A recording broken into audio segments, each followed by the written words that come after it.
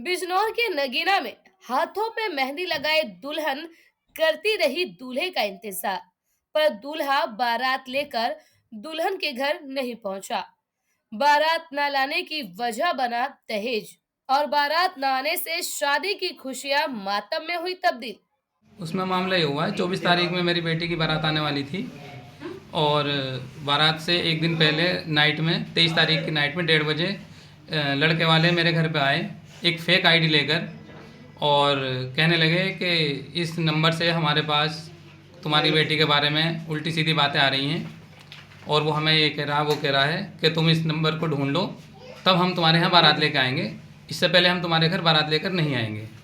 ये बहाना बना के उन्होंने रात को 1:30 बजे वो इनकार करके चले गए वेटिंग में छोड़ के मामले को, जिसमें कि हम सारी तैयारी कर चुके थे खाने की, बैंक्वेट हॉल, और दहेज भी उनके यहाँ जा चुका था हमारा। 22 तारीख में हमने उनके यहाँ सारा दहेज पहुँचा दिया था, और 23 तारीख में उन्होंने हमारे साथ ये काम करा। दुल्हन नाजिश परवीन और परिजनों का रो रो कर बुरा हाल। दरअसल उत्तर प्रदेश के जनपद बिजनौर के थाना नगीना क्षेत्र के मोहल्ला चिपीपाड़ा निवासी फिरोज आलम ने अपनी बेटी नाजिश परवीन की शादी गांव अली नगर निवासी इंतखाब आलम से होनी तय की थी। दहेज का दहेज का सामान भी पहुंचा दिया था, पर बारात लाने से कुछ घंटे पहले दूल्हे ने बारात लाने से इनकार कर दिया।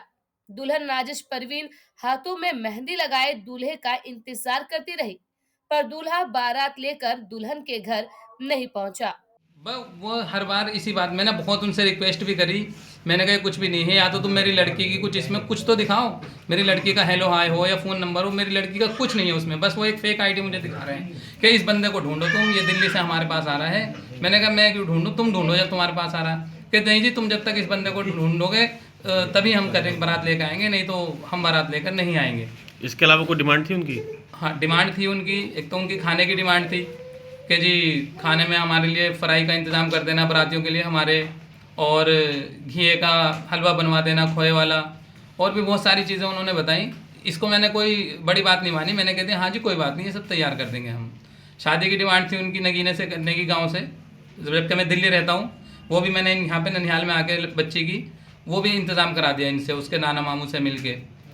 और सारी बातें हो गई थी। 22 तारीख में दहेज भी चला गया सारा, कुछ दहेज रह भी गया जो मेरे घर पे रखा है, लेकिन वो उसके बावजूद भी उनको दहेज देखकर उनका मूड ख़राब हुआ है, पता नहीं मैं समझ नहीं पाया। एक फेक आईडी का बहाना बना के रात को 1:30 बजे आके वो बारात के लिए इनकार करके गए।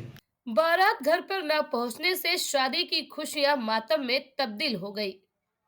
बारात न लाने की वजह दहेज और चिकन फ्राई व इंस्टाग्राम पर मैसेज का बहाना रहा।